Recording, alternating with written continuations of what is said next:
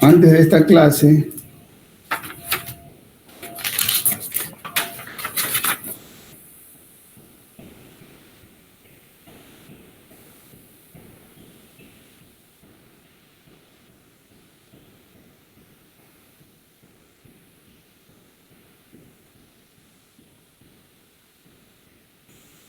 teoría del delito. Bien. Esto es para efecto de entender lo que se viene, vamos a contextualizar. Yo anteriormente les había dicho que el derecho penal se estudia en dos partes, académicamente.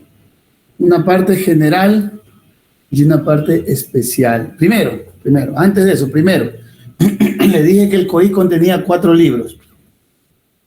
El libro preliminar, y ahí les dije que contenía el libro primero, el libro segundo y el libro tercero. El libro preliminar son los principios rectores de todos los otros 3 libros. Y luego viene el libro primero, que es la infracción. Y el libro segundo, que es el procedimiento, y el libro tercero, que es la ejecución. Bien, con ese esquema general van a hacer lo siguiente. Primero van a hacer ese esquema general. Más o menos se lo voy a dibujar aquí, como deseo. COI, libro preliminar. Vamos a ver, libro primero. Libro segundo. Y libro tercero. Más o menos, no sé si alcanzan a ver, ahí tienen arriba COIP. Ese esquema tiene libro preliminar, libro primero, libro segundo y libro tercero. Pero en cada libro van a poner el nombre del libro. El libro preliminar, ¿cómo se llama? Principios, tal. El libro primero, ¿cómo se llama? Revisen el COI, ahí está. El libro segundo, ¿cómo se llama? Y el libro tercero, ¿cómo se llama?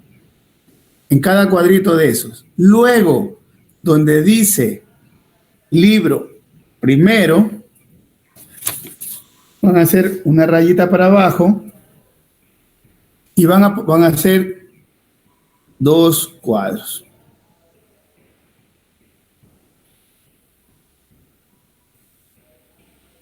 El primero se llama parte general y el segundo se llama parte especial. Más o menos así. Abajo del libro segundo, parte general y parte especial del derecho penal. En la parte general vamos a ver desde qué artículo hasta qué artículo comprende. Vamos a ver el COIP, que lo tengo por acá.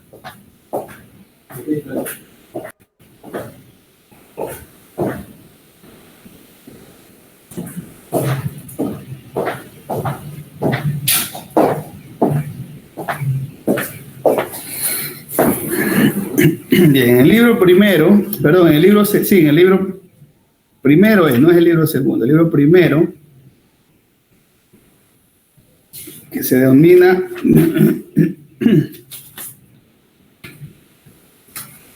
Doctor. Dígame. Usted había dicho que en el libro primero, que es de la infracción penal, hay 2, que es el general y el especial. En el general va del 18 al 78.1, usted había manifestado. Sí, ¿Es correcto? Espérese un ratito. Déjeme verificar eso, no tenía el código.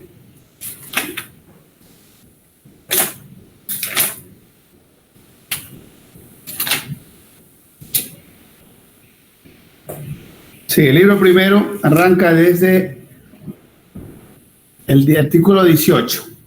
Ahí va la parte general. Dice, todo el título 1 dice la infracción penal en general.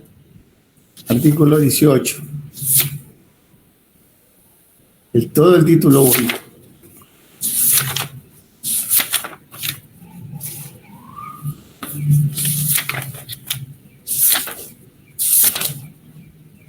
Abarca todo esto hasta el título tercero incluido.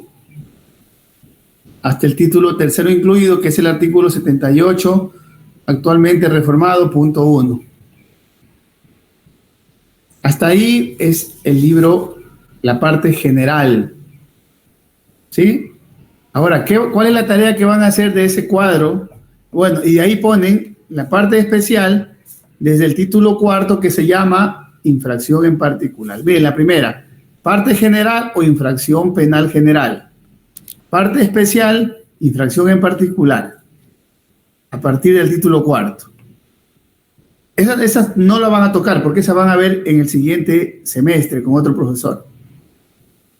Y yo siempre le digo a los estudiantes, a veces los profesores no entendemos, ¿no?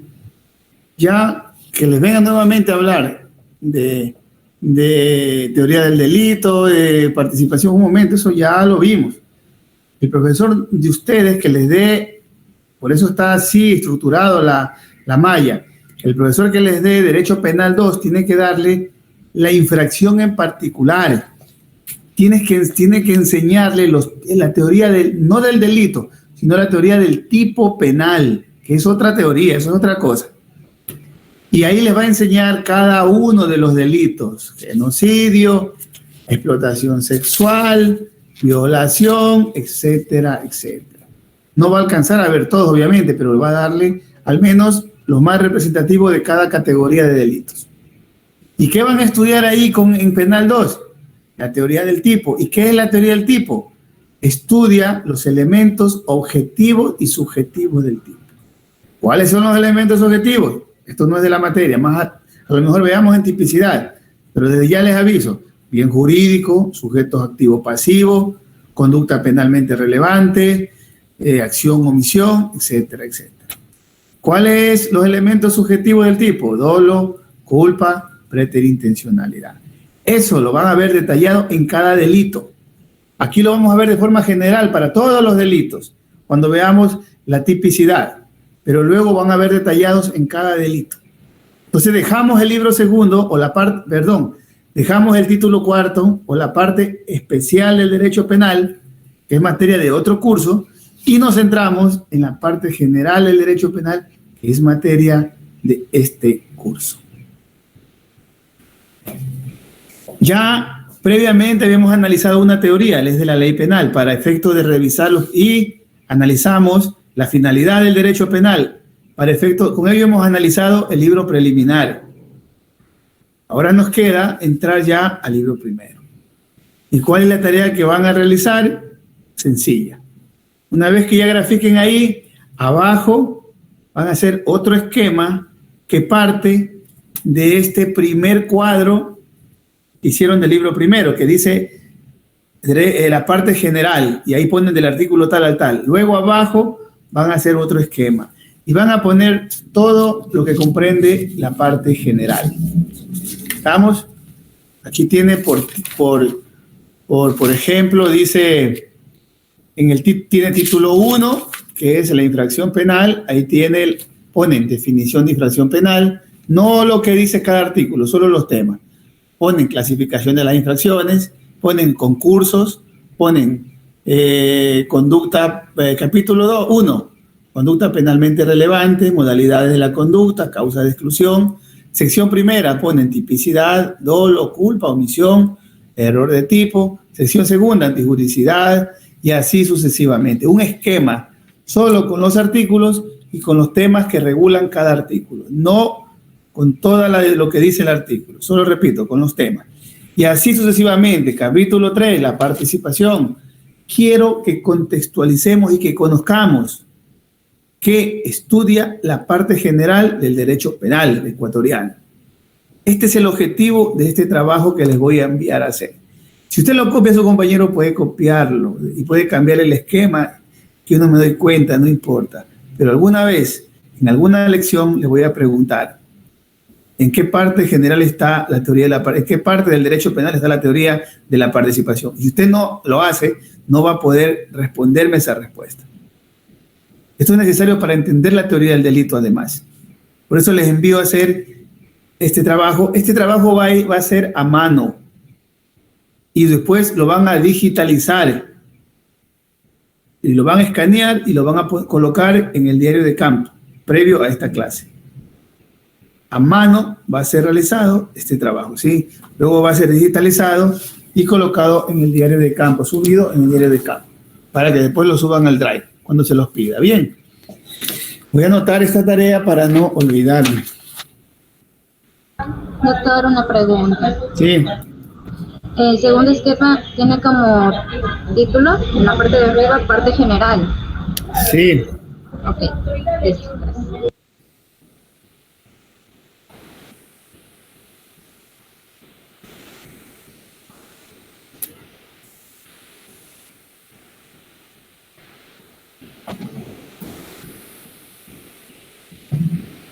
No te escuché bien, pero en la parte general, de ahí parte este segundo esquema que van a hacer. Sencillo.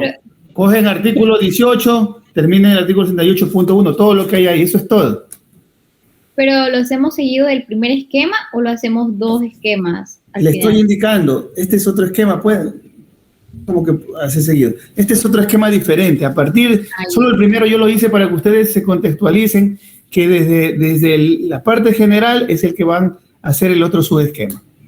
Ya, entonces en el primero solo va la división del código. Así es. ¿Verdad? Preliminar, libro 1, 2, etcétera, y en el segundo está dividir lo que nos vamos a concentrar justamente ahí. Exactamente. Ahí tienen que poner, ordenarse, por ejemplo. Título 1, qué artículos, qué temas van ahí, cómo se llama y qué temas van ahí. Pueden hacer algo similar al que yo les enseñé así arriba con cuadros.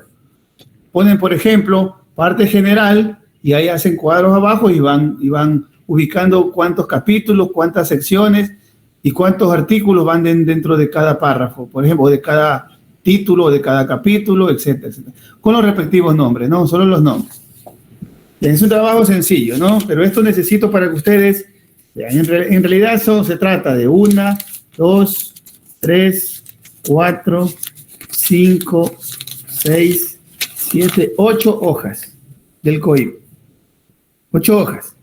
Estas 8 hojas las vamos a trabajar en todo el semestre. Vamos a sacarle jugo, vamos a trabajar, porque estas 8 hojas le permiten después dominar todo lo restante del COIP. Por eso se llama parte general, porque se van a aplicar en todo lo restante del COIP, en los 700 y pico de artículos que tiene el COIP. Entonces, aquí vamos a analizar. Ahora, en esta materia ya como tal, yo les ofrecí estudiar la teoría del delito, la teoría de la ley penal, que ya la vimos. Primero, consideraciones generales, que ya vimos del derecho penal. Teoría de la ley penal, que acabamos de ver con 2, la interpretación y la aplicación de la ley penal. Ahora vamos a ver una segunda teoría, que es la teoría del delito. Después veremos la teoría de la participación, de la ejecución probablemente. Y finalmente veremos la teoría de la pena. Luego, la teoría del tipo penal la verán en el siguiente semestre. Así se estudia el derecho penal, en 5 teorías. Bien, nos vamos a enfocar en la segunda, y con esta ya dejamos el título preliminar y nos ubicamos ya en la parte general del derecho penal. Teoría del delito. Y para entrar a estudiar la teoría del delito, ¿sí? Primero, les he de decir lo siguiente. Bien, voy a ver si encuentro un dibujito. ¿A qué hora son? Tenemos hasta las 11:30. Voy a ver si encuentro un dibujito, una figura, para ver cómo están con esos sentidos reflexivos.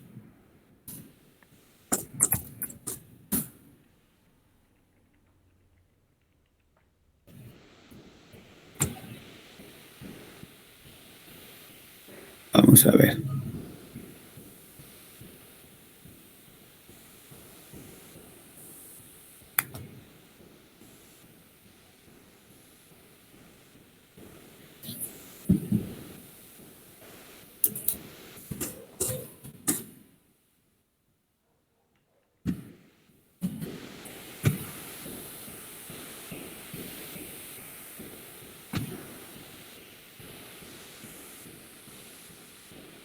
Vamos a ver cómo estamos. ¿Qué les voy a compartir?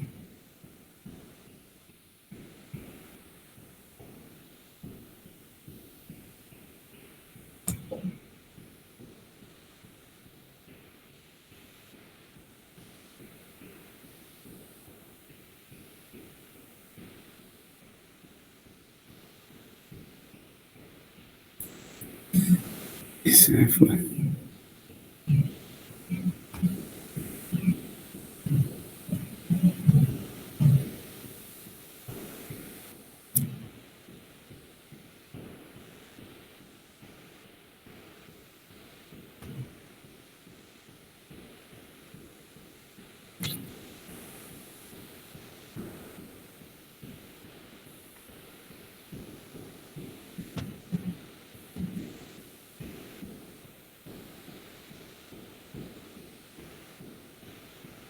¿Se pueden observar algo ahí?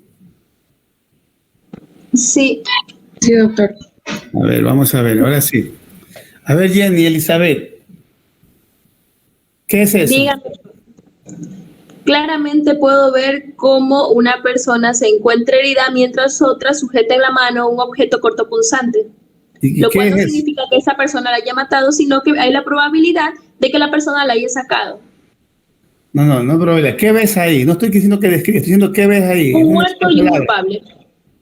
¿Un qué? Un muerto y un culpable. Bien, un muerto y un culpable. Vamos a ver. Lady, Estefanía, ¿qué ves ahí? ¿Qué significa ese cuadro? Un asesino y un muerto. Un asesino y un muerto. Elkin, ¿qué ves ahí? ¿De qué se trata eso? Un presunto asesinato. Un presunto asesinato. Vamos a ver, Anabel. Eso parece un asesinato, doctor, un delito de asesinato. asesinato. Veamos. Rómulo. Es un presunto asesinato que el culpable puede ser el que esté sosteniendo el arma. Bien. Bien, todos ya prácticamente o presuntamente decimos que eso es una escena de asesinato. Doctor, pero ahí, o sea, lo que yo veo es una persona herida, no se sabe si está viva o está muerta porque tiene que llegar los paramédicos. Entonces, Por eso es presunto. Ya no ¿Pero tiene qué? ojos, dice Por murió. presunto. Por algo se dice presunto. ¿pero qué ves ahí? Ya, un ratito. Ya, si no ves un presunto asesinato, ¿qué ves entonces tú? Yo veo una persona herida. Ya, pero solo ves la persona herida. Claro, y veo una persona que está con un cuchillo, pero eso no evidencia que lo determine que él lo haya apuñaleado. Entonces, ¿qué ves ahí? Por eso es presunto. Es una presunción de un delito, o sea, de una conducta antijurídica. Por eso, pero se presume un delito, ¿o no? Claro que sí. Bien, vamos a ver. Vamos a ver si veo una persona como que sosteniendo un puñal en la mano que está sangrentado y una persona herida o ensangrada ahí. Esa escena puede describir dos cosas: unas lesiones o un presunto asesinato. Eso es lo que ustedes han visto, ¿verdad? Bien, pero eso lo ve toda persona. Y eso, en la realidad, ¿cómo se llama? ¿Homicidio? Ya, quítenlo de presunto. Ya luego vemos. Homicidio, ¿qué más? Asesinato. Asesinato, ¿qué más? Delito, ¿qué más? Lesiones, dijo por ahí uno que puede que le haya lesionado, que no esté muerto. Lesiones, ¿cierto? Delito, en la realidad. Pero esa es la realidad de la gente que prejuzga, como ustedes. Doctor, ahí entraría la ciencia del derecho a la criminología. Ahí entraría ya. Un ratito, no, nada de criminología todavía, nada, todavía no entra nada. Eso se llama, eso no es un delito. Es teoría de... Eso no es una presunción de delito. Eso no es una lesión. Eso no es un asesino. Eso es un hecho. Eso es, en el mundo de la práctica, se llama suceso o hecho. Por eso les dije que respiren, que se sienten, que se desconecten, que no crean que ya son abogados y que son capaces de decir qué es delito y qué no es delito, porque todavía ni entramos a valorar eso. Simplemente quiero que para aprender el derecho penal y cualquier rama del derecho, hay que ponerse, como dice el jurista Roll, hay que ponerse tras el velo de la ignorancia. Y esto no es un insulto. Esto es una nueva, esto lo dice la nueva teoría de la justicia. Para que un juez, para que un abogado, para que una persona que va a abordar temas jurídicos lo haga de forma objetiva, tiene que colocarse tras el velo de la ignorancia. ¿Y qué es el velo de la ignorancia? Partir de algo simple, de lo que se ve a la vista y no de lo que se presume que es.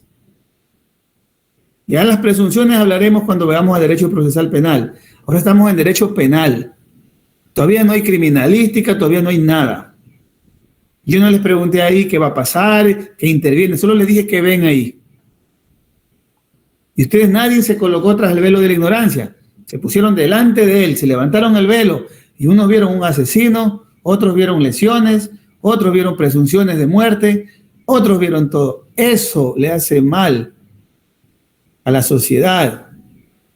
Eso le hace mal al abogado, eso le hace mal al juez, eso le hace mal al fiscal.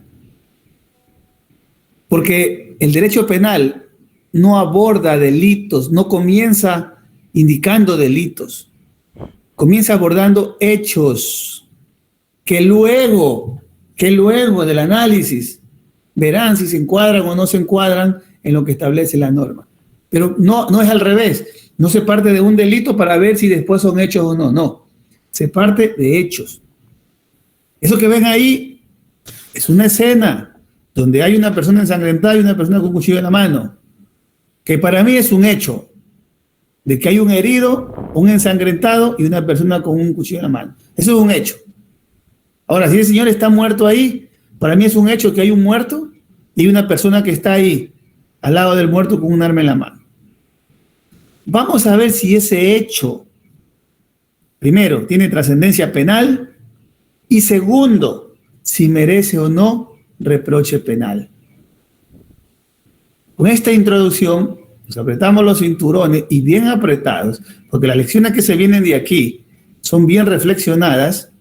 Pido que si están chateando, si están conversando, si están ahí, se desconecten y le presten mucha atención a esta clase, porque esta clase va a marcar sus vidas de aquí al futuro. Ustedes van a ser profesionales, algunos se dedicarán al área penal, otros no, pero también les marcarán, porque si no me acreditan una buena lección escrita, oral y una prueba, ustedes no van a acreditar el siguiente semestre. Entonces, de todas formas, sí o sí va a terminar marcando estas clases su formación profesional, su futuro, y luego el ejercicio profesional como tal. A mí la universidad me está pagando el Estado para que yo estudie todos esos libros que ustedes ven atrás, y los lea, los revise, para sentarme aquí a conversar con ustedes. De hecho, tengo en un escritorio libros y en el otro escritorio tengo libros. Que me quedo sábados y domingos leyendo para venir aquí a sentarme, respetar el sacrificio que están haciendo ustedes, sus padres, y transmitir los pocos conocimientos que tengo en derecho penal. Y por eso exijo respeto, porque también yo les profeso respeto. Y ese respeto que les profeso hace que yo coja estos libros con tomos enteros, los lea, reflexione y converse con ustedes. Porque yo no estoy improvisando.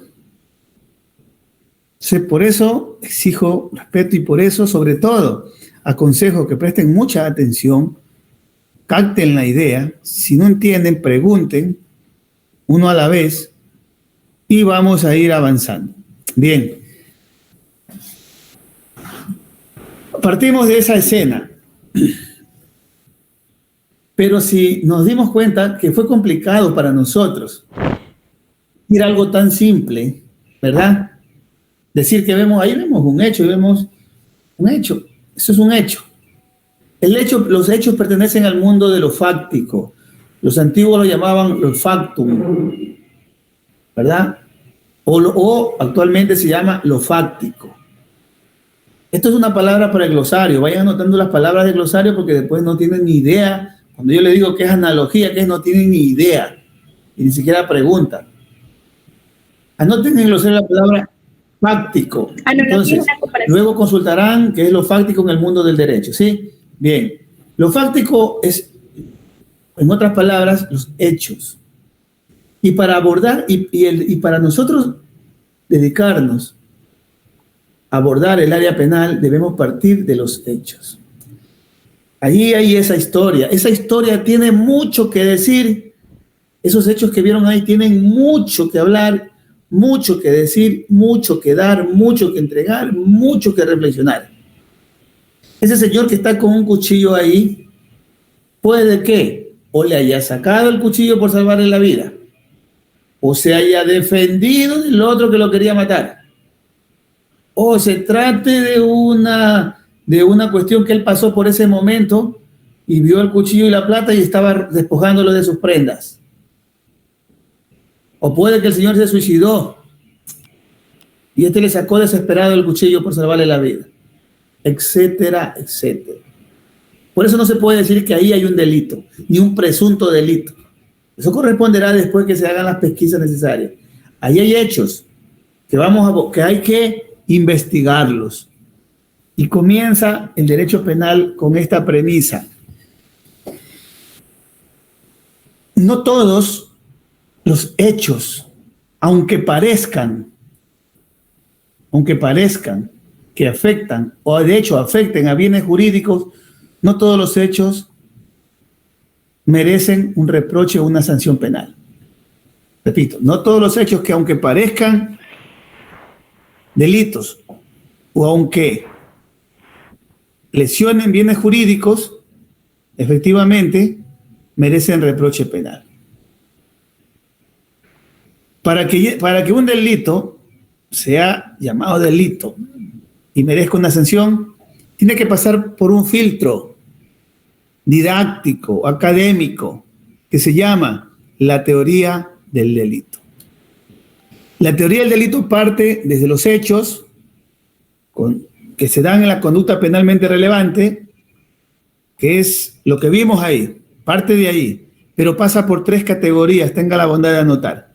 Repito, la teoría del delito comprende el estudio de los hechos o de las conductas penalmente relevantes, que pasa por 3 categorías. La primera se llama tipicidad. La segunda se llama antijuridicidad. Y la tercera se llama culpabilidad. ¿Más claro de eso? Doctor, Adelante. ¿podría repetir, Bien. por favor? La teoría del delito comprende el estudio de los hechos o de las situaciones fácticas, que en materia penal se llama conducta penalmente relevante. Comprende, la teoría del delito estudia la conducta penalmente relevante, ¿sí? Estudia o analiza la conducta penalmente relevante a través de 3 categorías o estadios, si se quiere. Estudia la conducta penalmente relevante a través de 3 categorías o estadios. Primero, la tipicidad. Segundo, la antijuridicidad. Y tercero, la culpabilidad. De estas 3 categorías, más la acción penalmente relevante, que es el objeto de estudio de la teoría del delito, nos vamos a dedicar todo el resto de este primer hemisemestre. Doctor, una consulta. Adelante. Tengo entendido, según yo, que está dividido en 4, que son conducta, tipicidad, antijuridicidad y culpabilidad. A ver, yo he dicho que los hechos son las conductas. La teoría del delito estudia la conducta penalmente relevante, pero estudia la conducta penal relevante a través de 3 elementos. No puede estudiar la conducta penalmente relevante a través de la conducta penalmente relevante. No, estudia la conducta penalmente relevante a través de la tipicidad, antijuridicidad y culpabilidad. Eso es lo correcto. Lo otro que usted ha escuchado, respeto los criterios, pero técnicamente no suena bien. Yo le voy a decir algo. Una cosa es el qué, otra cosa es el cómo. Entonces, ¿qué estudia la teoría del delito? la conducta penalmente relevante. ¿Cómo? Por medio de la tipicidad, antijuricidad y culpabilidad. Entonces, no son... Dígame. Bueno, pero como yo le estaba diciendo, los 4 filtros, también estaría correcto. Es que no son filtros, solo hay 3 filtros. Escúcheme lo que le voy a decir. La conducta penalmente relevante es la que pasa por los filtros. La conducta penalmente relevante es la que pasa por los filtros. La conducta penalmente relevante pasa primero por el filtro de la tipicidad, luego por el filtro de la antijuricidad y luego por el filtro de la culpabilidad. No puede la conducta penalmente relevante pasar por su mismo filtro. Eso es otra cosa. La teoría del delito estudia la conducta penalmente relevante, o sea, los hechos. ¿Por dónde los pasan los hechos? Por los 3 filtros. ¿Cuáles son los 3 filtros? Tipicidad, antijuricidad y culpabilidad. Esto, lo que estoy diciendo, me dará razón cuando veamos lo que dice el COIP, que es infracción penal o que es delito. Y ahí dice que es la conducta, primero, típica, antijurídica y culpable. Vamos a ver qué dice. Entonces, algunos autores dicen que la teoría del delito tiene 4 categorías. No tiene 4 categorías. Tiene 3 categorías en todo el mundo. Lo que algunos lo asumen como... A mí, tu micrófono. Algunos lo asumen como categoría a la conducta penalmente relevante, pero la conducta penalmente relevante es el objeto de estudio de la teoría del delito. Es el objeto de estudio de la teoría del delito. O sea... Entonces, doctor, entonces otro primer filtro, según no sería un filtro, ya solo serían los 3. A ver, yo quiero que usted me entienda. Usted va a pone 3 agujas.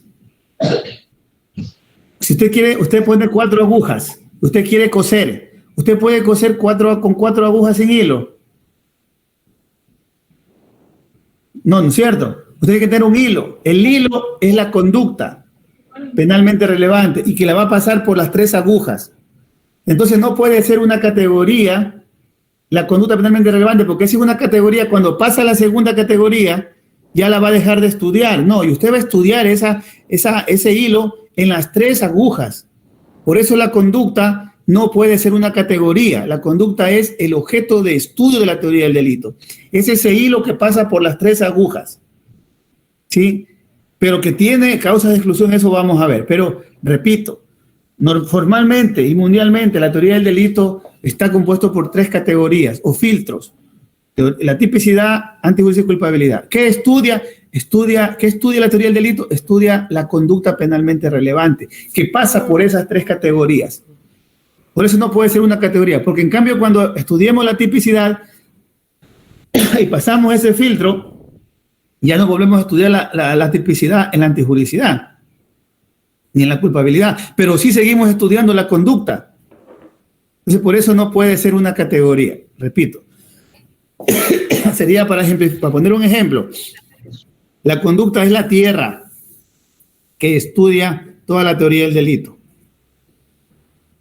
Y las categorías son las diferentes cuestiones que se asientan sobre la tierra. Sí, doctor, yo le entiendo a Cami, disculpe que le interrumpa, le entiendo a Cami el punto porque había estado leyendo y ciertos actores dicen que no todas las conductas son penalmente relevantes porque si no toda conducta del ser humano sería un delito. Pero lo que usted dice tiene razón, porque una vez ya da la tipicidad, ya porque vamos a buscar una antijuricidad si en sí ya sabemos por qué está escrito, por qué está tipificado en el COIP y ya es relacionado a un delito si lo está en el COIP, ¿no? Claro, es que la conducta, o sea, es lo que yo había entendido sobre el primer filtro era sobre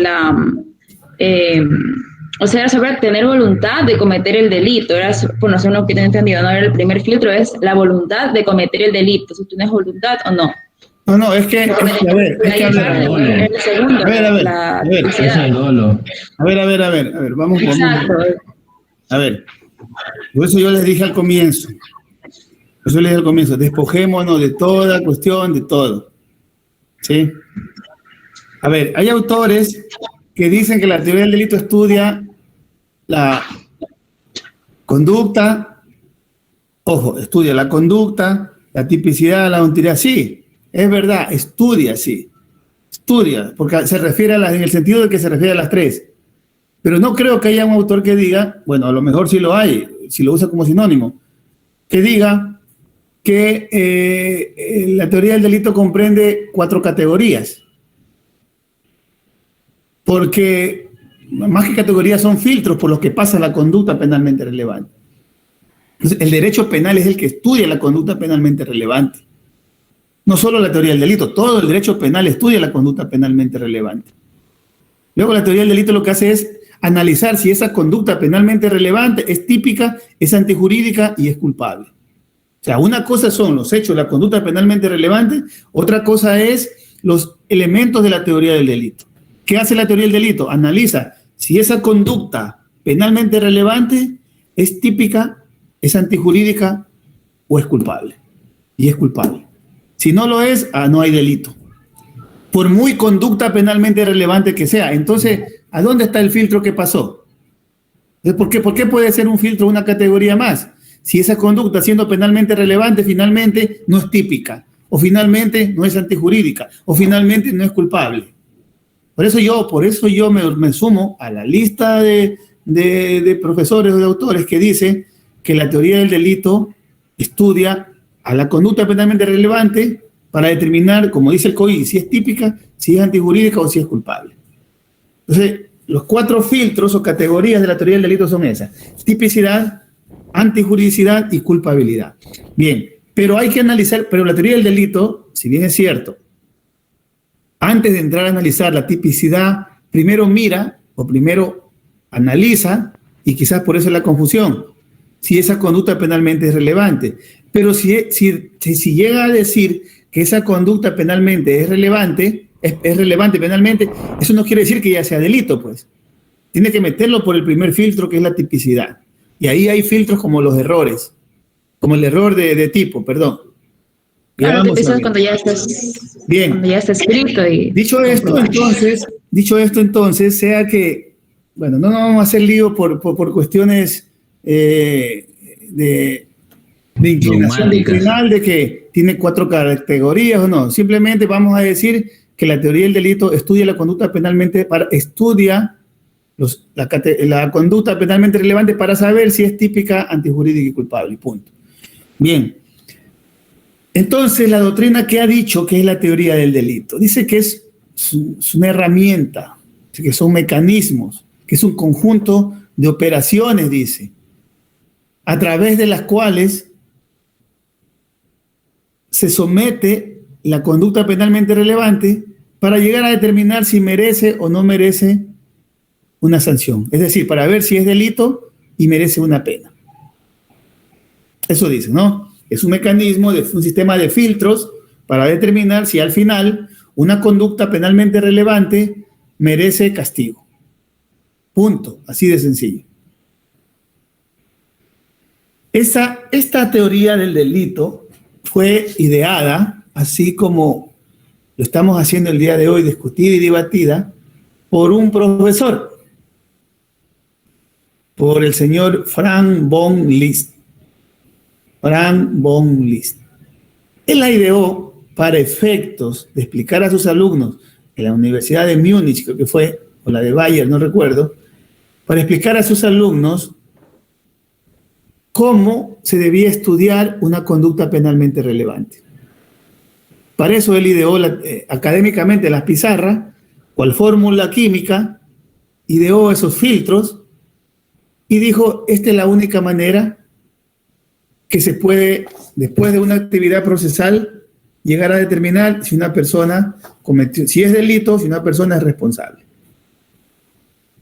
Esa fue una herramienta de clase, una herramienta metodológica académica de la universidad, de este profesor, para explicar cómo debe abordarse desde el punto de vista penal las conductas penalmente relevantes. Y ahí ideó las 3 categorías. Vamos a pasar primero por el filtro de la tipicidad, por el filtro de la antijuridicidad, y después finalmente vamos a ver si pasa el filtro o el test de la culpabilidad. Entonces, Frank Boslin expresó, repito, la teoría del delito nace como una herramienta universitaria, académica, ideada por el profesor von List de la universidad, una universidad alemana, para explicar a sus alumnos el tratamiento de la conducta penalmente relevante. O el tratamiento del delito, si se quiere, ¿no? Que decimos que ahí lo que vemos es un hecho, es una conducta. Ahora sí, con el ejemplo primero, si vimos que esa conducta, si vimos ahí esos hechos de que está una persona ahí, pero que como abogados, como sociedad, vemos, uy, ese es un asesino, uy, lo mató, uy, ese hay que meterlo preso, uy, ese es un condenado, uy, pobrecito el muerto, el asesinado, sin saber todo lo que rodea a esos hechos, para ver si esa conducta, si esos hechos son o no penalmente relevantes, los vamos a someter a estudio, análisis de la conducta penalmente relevante. Y es que, antes de eso, no estamos hablando todavía, no interviene el derecho penal.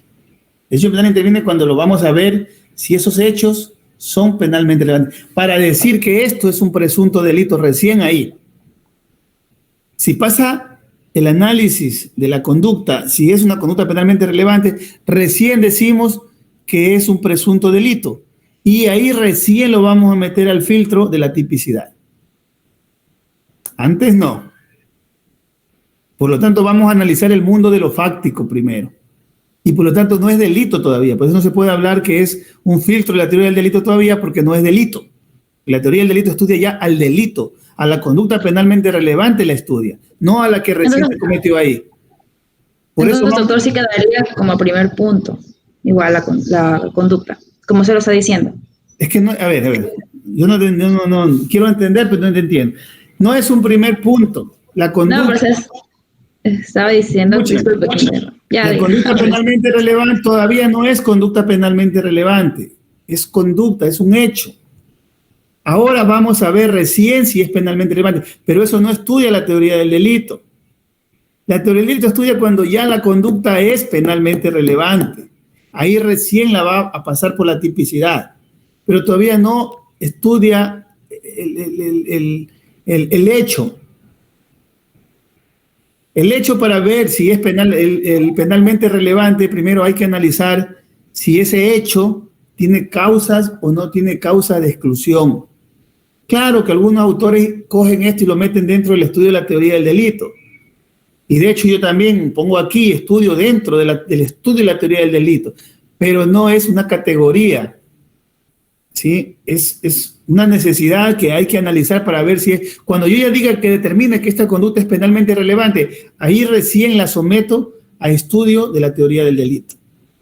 Pero primero voy a analizar estos hechos a ver si eso que vimos allí constituyen o no una conducta penalmente relevante. Y como se llama teoría del delito, que solo estudia ya cuando es penalmente relevante, pues no puede empezar a estudiar los hechos. Recién eso se va a analizar, el derecho penal sí los analiza, pero no la teoría del delito todavía. Recién el derecho penal entra a analizarnos. Ahora sí, con lo que dijeron ustedes, ¿con el auxilio de qué? De la criminología. ¿Con el auxilio de quién? De la psiquiatría forense. Ellos van a auxiliar, el derecho penal va primero a analizar si esa conducta es o no penalmente relevante. ¿Y cómo analiza para ver si esa conducta es penalmente o no relevante? Realiza las primeras investigaciones, todavía no analiza, repito, la teoría, no la mete todavía al análisis de la teoría del delito, simplemente quiere ver si es delito. Una vez que es delito o no, lo mete recién a la teoría del delito. Pero ahorita está analizando con ayuda de las ciencias auxiliares. Hace las pericias, hace todo y mira que sí, ese señor que estaba con el cuchillo probablemente lo hizo en legítima defensa o no. Entonces, ahí van a analizar, ahora sí, es típica, vamos a analizar si es típica, si es antijurídica, si es culpable. Una vez que es delito, así lo ha hecho en legítima defensa, él le clavó y eso ya es penalmente relevante. Pero para saber si una conducta es o no penalmente relevante, tenemos que ir a ver las causas de exclusión de esa conducta. Pero antes de eso, el COIP Antes de eso, el COIP, en el artículo 18, para entender un poco, y para esto es de la clase de hoy, porque ya mismo terminamos, deja planteada, ya la conducta penalmente relevante nos ocuparemos en la siguiente clase. Hoy vamos a dejar planteada el artículo 18, el artículo 19, que corresponde a la infracción penal. El artículo 18 nos define lo que es el delito, en otras palabras, o de forma más genérica, la infracción penal. En otras palabras, se llama el delito, pero aquí en Ecuador se llama la infracción penal de término más amplio, porque contempla a los delitos y a las contravenciones. A ver, Karen, ¿qué es un delito para ti? El delito es el hecho que se comete. ¿Qué hecho? Tiene 0 en participación.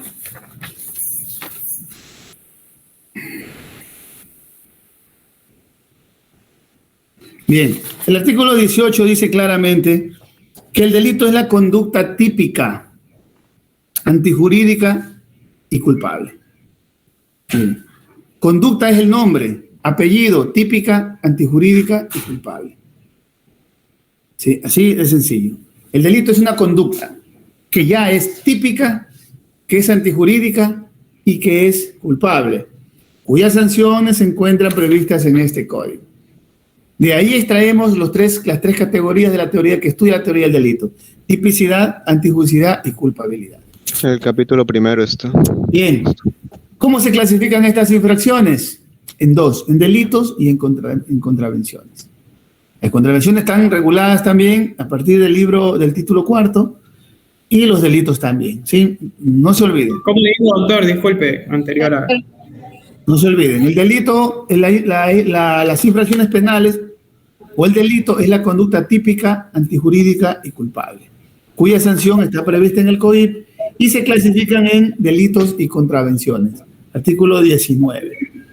El artículo 20 contempla dos normas fundamentales que también vamos a abordar en la siguiente clase, que se denominan los concursos de infracciones. Y ahí hay el concurso real y el concurso ideal. Eso veremos en la siguiente clase. Entonces nos quedamos con una pequeña introducción a la teoría del delito. Hemos dicho que se estudia la conducta penalmente relevante que pasa por 3 filtros: por la tipicidad, por la antijuricidad y por la culpabilidad. De eso y de las clases, primero de los concursos, nos vamos a referir a la siguiente clase y luego abordaremos ya la teoría del delito. Antes de entrar a los elementos, abordaremos la conducta penalmente relevante como objeto de estudio de la teoría del delito y del derecho penal sobre todo. Muchas gracias, que tengan buen día. Doctor, ¿puedo hacer una pregunta? Sí, usted dijo que en el mapa que vamos a realizar del COIP, ¿verdad? Eso lo ponemos al principio del diario de hoy. Sí, así es. Sí, ok, gracias. Usted dijo que iba a subir un manual en el EVA. Disculpe, ¿cuándo va a subir para tener una